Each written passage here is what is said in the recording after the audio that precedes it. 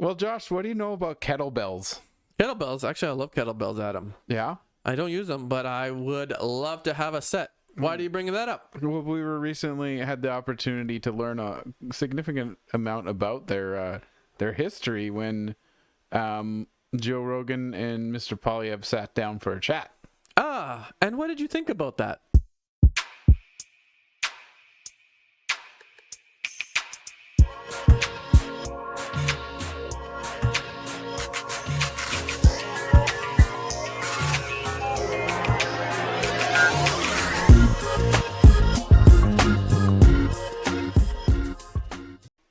Well, there's that famous question. What did I think about the kettlebells or the chat? Tell me both, because actually, we'll mostly talk about that. But yeah, I did actually like that Pierre was on the show, and I do like the format of having long-form podcasts with politicians or anybody that I'm interested in hearing. So yeah, I actually enjoyed the chat that he had on the Joe Rogan Experience quite thoroughly. Did you? Yeah, and people actually watched that podcast. Over 2 million or something the last I heard. Yeah. Yeah. I enjoyed having him on there, and I enjoyed... You enjoyed having him on there? So well, you invited him? I invited him. Oh, okay, I see. Yeah, that's correct. And then you just informed Joe. You're like, hey, I invited this guy from Canada. He's going to be... He's going to be on the show. He's like, oh, great, up. thanks, Josh. Yeah.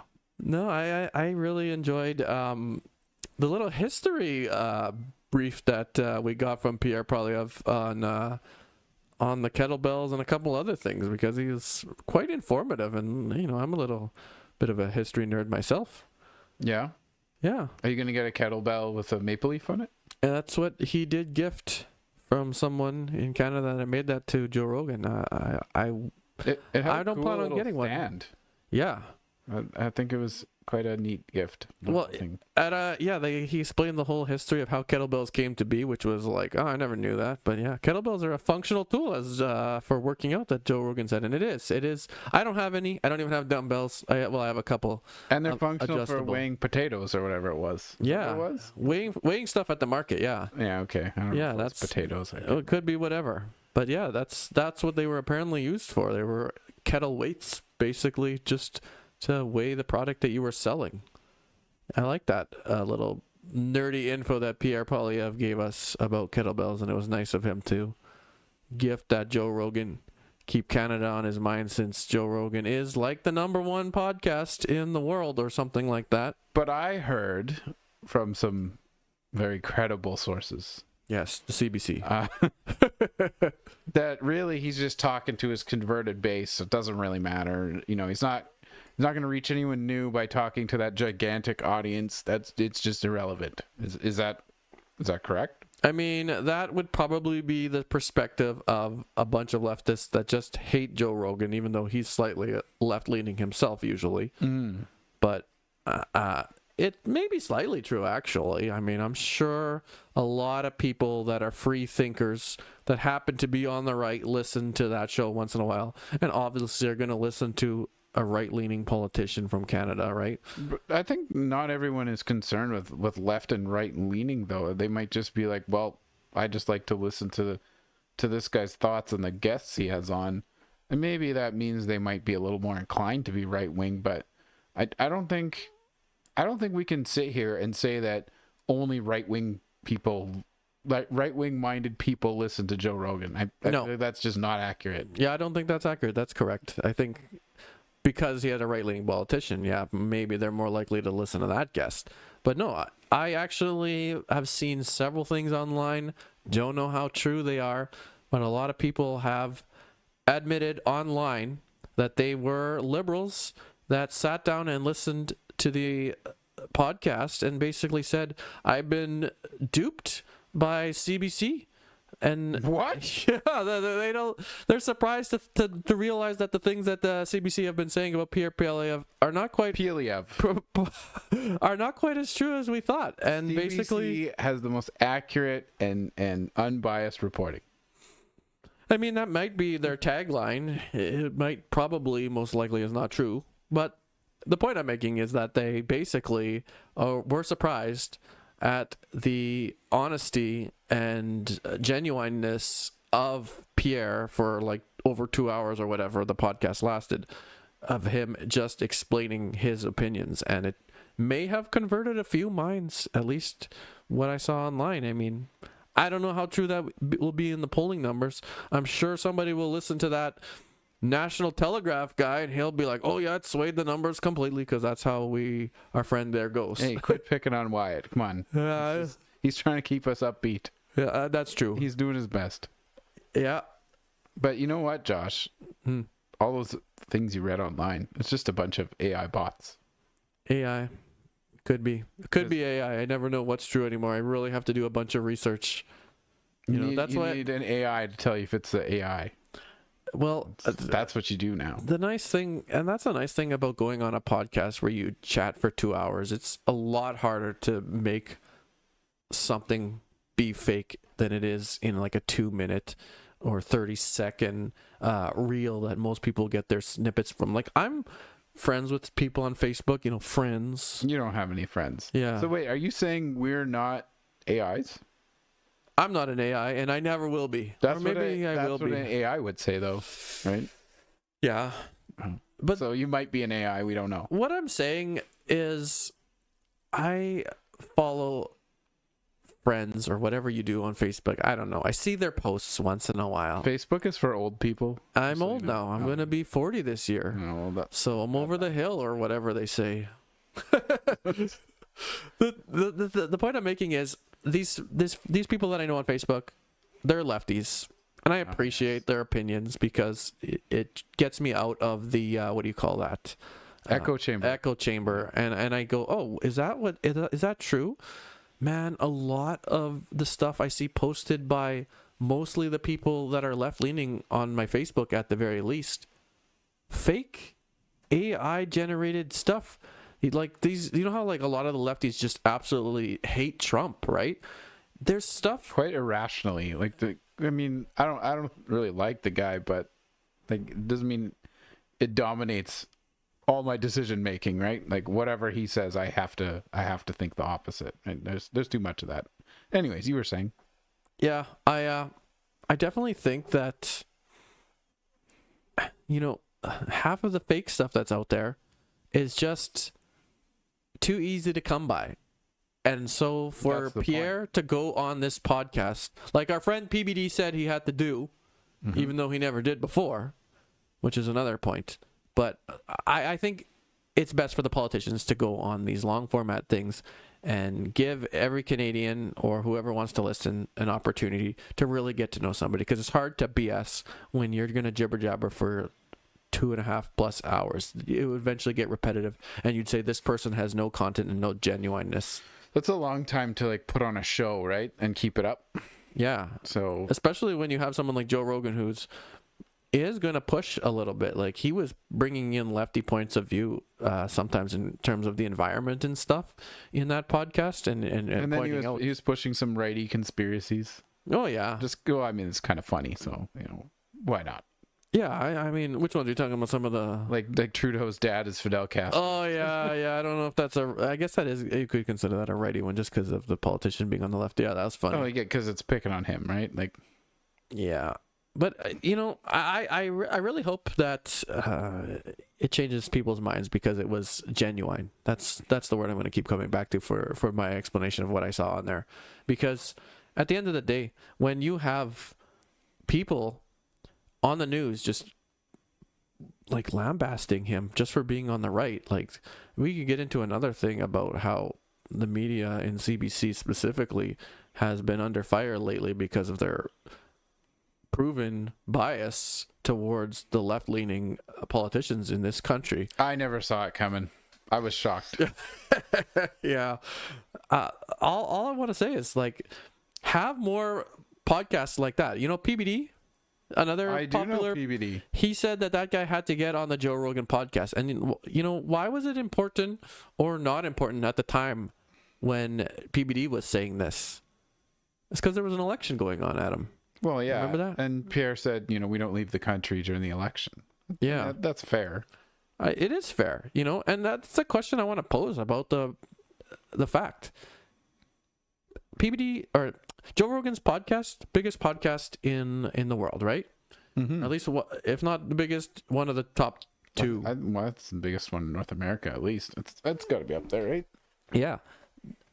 That gets you the most eyes. Is there any validity to trying to get on an American's podcast in the middle of an election just to get more eyes to your side of the election, or when you're trying to get voted in? Like, what do you think? Like, It's hard to say, right? Because there's good arguments either way. Some people will say that your naysayers will then connect you to the U.S. the MAGA people. to Trump because you're in the U.S. talking to Americans, and they'll be like, "Why is he doing that? He doesn't get elected by them. He has to get elected by Canadians." Blah blah blah. Right? So, and there's some I could see that argument, but we all know lots of Canadians are watching American content, so you'll still reach them. American content is mostly all there is. Well, yeah. I mean, Unless you're gonna watch, some of those podcasters and YouTubers. or you could watch CBC Gem.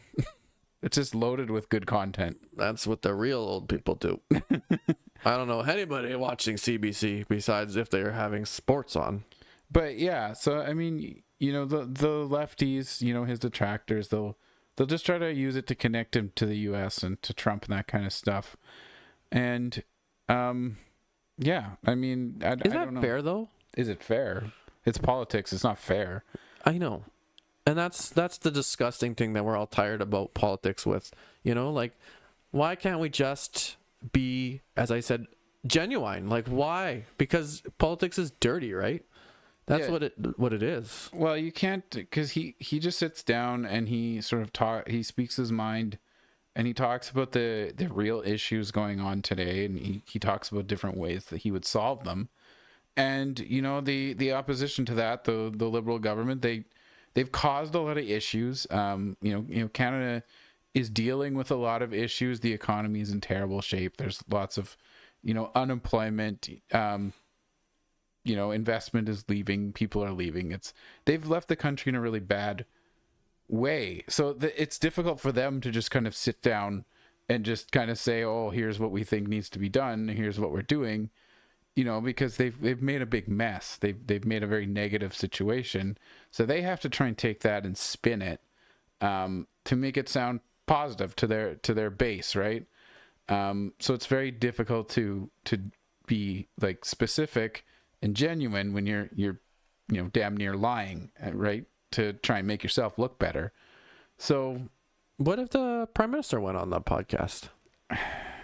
What would happen? I mean, he can't even really talk to the media without getting angry, so I don't know how he would be receptive to someone like Joe Rogan, who's... I've only seen one podcast with the Prime Minister, and it was two very liberal hosts on that show. Was it us? And it was very short, and they basically led the discussion. And the Prime Minister at the time, I think he was actually maybe just elected, or it was just prior to him being elected.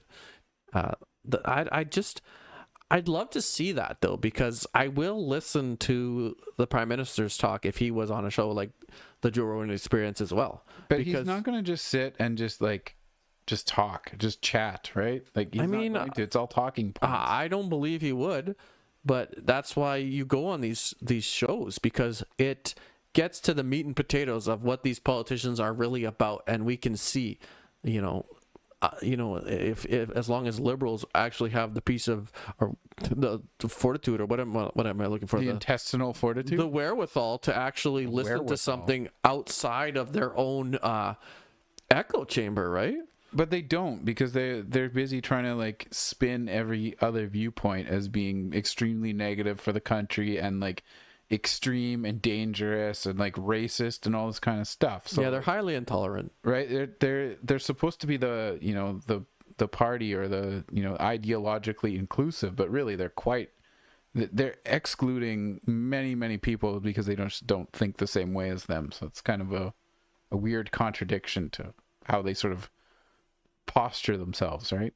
Yeah, it's really sad that free thinking individuals oh, look, that politician's gone on a podcast to be talking with a guy randomly for hours and hours, and then everybody else is like, I don't care about that. I want snippets of news from Instagram or TikTok or whatever people get their news from, right? Yeah. And then they just spin it all, and like, I bet you, I haven't seen it in any feeds and been on the social media recently, but I bet you there's, having watched that whole podcast with Pierre on the Joe Rogan, I bet you TikTok and all those lefties that you're talking about have spun little tiny clips on the TikTok to make it look absolutely ridiculous and completely inaccurate. Oh yeah, you can just cut things up, take them out of context, and then act like something ridiculous was said. It's easy enough to do.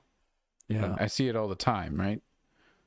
Because they're just going on the assumption that most people won't watch the longer form thing and get the context. So, they can get their little talking point. They can make him look bad, at least in their eyes, and the blind sheep that follow them. So, yeah, unfortunately, there's a lot of that going. And like, honestly, if you don't want to talk about misinformation, that's your misinformation. I mean, that plus CBC. for sure.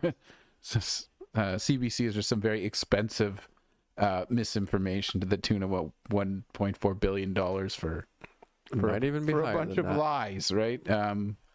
Plus another 250 million they were given, plus whatever else we don't know about. So yeah, so there's definitely that. That's definitely a problem. I mean, in fairness to whoever goes on that show, an American podcaster likely has far less interest in the affairs of Canada. It is probably a more neutral source. Like, if you had the Prime Minister or if you had the leader of the opposition on an American podcast, they may not know the questions that Canadians care about and miss out on the opportunities of what we would like to hear, but they're far more neutral than any YouTuber from Canada or any media, mainstream media. Whoa, that's a different Josh. That's not you. Then those mainstream media is here in Canada, right? Because, I mean, 50% of reporters, I recently heard, are paid for indirectly by the taxpayer or the government. Yeah. So how can we trust How do you fix something like that? non-independent?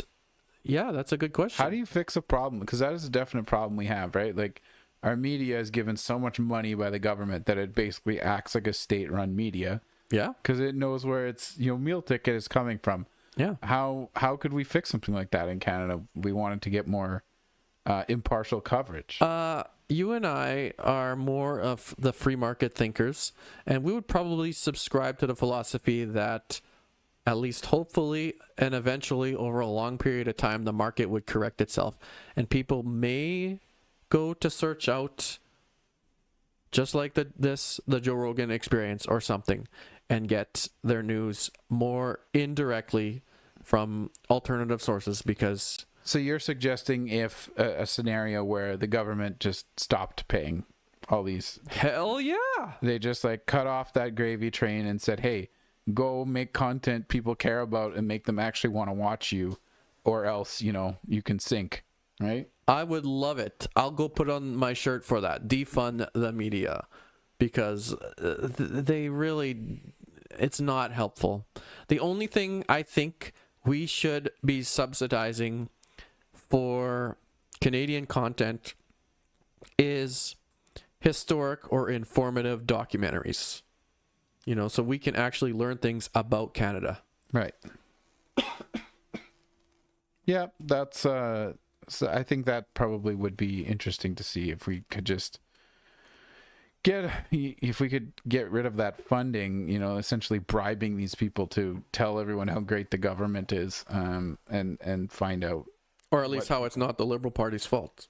Yeah. And whenever they do something questionable, just make sure you don't talk about it at all. And right? Just yeah. And then what happens in those cases, Adam? We find out about it from the opposite side of the spectrum, right? Like the political spectrum. Some righty says, oh yeah, the media's not talking about X story. I wonder why that is. And then they get called dangerous and like far right. And then they pass Bill C9, and then before they know it, everything will be hate speech, and Yes. we'll be censoring the media, or the alternative media and the YouTubers. And then it'll be good that nobody watches us, because then they won't know about us, and we'll be okay. Exactly. We are saved. Yeah. No, I for sure like the idea that the leader of the opposition here in Canada went on the Joe Rogan podcast. It was good. I learned a little bit more than I knew about him, and I know sometimes I lean right and I toot the horn of the guy that I right now enjoy. But the point I'm making here is, if the prime minister or whoever went on there, you know who actually was a good person I like to listen to once in a while? The former leader of the opposition, or the former leader of the NDP. What was his name? Thomas Mulcair. Mulcair. He goes on the state-run media once in a while, and he basically told all those other liberals, you know how they have like They hated it. Oh yeah, They got mad at him. they were like, you're working towards your MAGA base. That's what they basically called it. Yeah. But like, really, Thomas Mulcair, he said basically that it was... He was just honest. Yeah, he said it was genuine, basically, and he said actually it was bookended by two of the greatest speeches he's heard in a long time about Canada, which, you know what, I appreciate a politician or former politician like that, you know. Specifically about Canada and getting rid of the tariffs with the U.S., I think is what they were about. That's what he said. Yeah, because that was one of the big things that I heard. I appreciated what Pierre said about Trump and those stupid tariff situation. Anyways, I mean, Yeah, I wish he'd knocked that shit off. yeah, I was like, oh, We all wish that. yeah.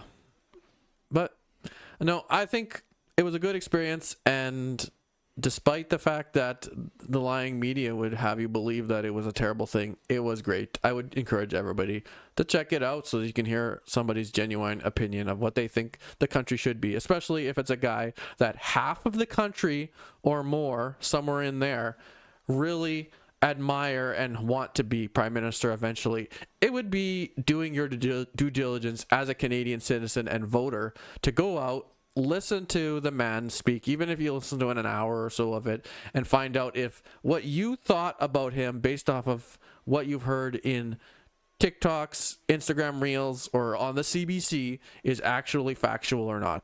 You know, just check it out. If you're going to decide you don't agree with a politician or someone's viewpoint, like, go listen to their viewpoint yourself and decide that on your own. Don't let some media outlet or some goofball on the internet like me tell you what to think. Go and formulate your own thoughts from listening to them. That's what we all need to do. And going on the Joe Rogan Experience was one of the best opportunities. I mean, he's done several other podcasts. You can find any of them on there, and I mean, go and find one of these podcasts at least and listen to it and find out, should I vote for this guy next time around? Oh, that leads me to a question, Josh. Should Mr. Poilievre go on the PBD podcast? Why not? I think he's going on a little bit of an American tour. They may release content that we do not know is in the queue. But PBD is kind of harsh and has been harsh on Pierre. So yes, I would say do it. Criticize the shit out of Pierre, PBD, if you get the opportunity. Go on there, Pierre. Yeah, well, I mean, the argument there was people said PBD doesn't understand Canadian politics very well. That's my argument for the fact that American podcasts are so popular. Us as Canadians love to absorb American content. It's just, there's so much more of it out there, and we're kind of lazy and we don't really come up with enough content on our own. Like, how many, can anybody in the room name a Canadian podcast? Like, I can. A few of them are right-leaning, but... Do they have to be known? Because, you know, I can... Yeah. I can name some small ones. But... That's what I'm saying. We're Canada. We're a little bit smaller than the U.S. market. So, you know what? Somebody just got to suggest to that PBD, you got to get a little bit of an expert for Canada. You know, they got that one guy that's a former Canadian or maybe dual citizen. Tom, yeah. So maybe he would help. Listen to his viewpoints on economic type things. Yeah, he's very wise that way. So, you know what? PBD may not know, but he might get the people on, or at least somebody to lead him, so that he asks properly the best things. If he just gives Pierre enough time to explain a bit of Canada to PBD, PBD would probably learn something as well. He might find it interesting. I find that lately when I've been watching his podcast, he's like, he lets people talk and he just kind of hears them, right? And then I guess he formulates his opinions off that kind of thing. So. And that's exactly what everyone should do. That's why people should. That's what we're saying. People should be doing that. Listening to these podcasts. You don't have to listen to the full podcast. You can always skip through to the content that you actually are maybe interested in, and that's the good thing about these options. You know. Yeah. Anyways, I asked that question because I've heard a few Canadian political voices that I've watched have said they think Pierre shouldn't go on that podcast, and you know, I think he should. I mean, I guess they're worried that, you know, something bad might happen or get said, but I think the more challenges, the better, and the more you'll get a real view of, you know, who someone is. So, yeah, that's what you and I think. Go for it. I mean, other people would insulate their politician and create basically AI stories about them. Yeah, an AI video just to make their politician look great. But that's not what we want. We want honesty in the world, right? And we want to get, as I said, word of the day here, genuineness, and not the song and the artist. The song by Genuine? No, different thing. But no, I think the podcast was a great thing. And as I keep saying, I think podcasts are a great thing. I think everybody should at least start a podcast of their own, or share a podcast that they really love, like ours, and just get out there and listen to long form content once in a while. And if you did like this podcast, you should definitely like it and share it with one friend at least. Yeah. Well, bye-bye. Bye-bye.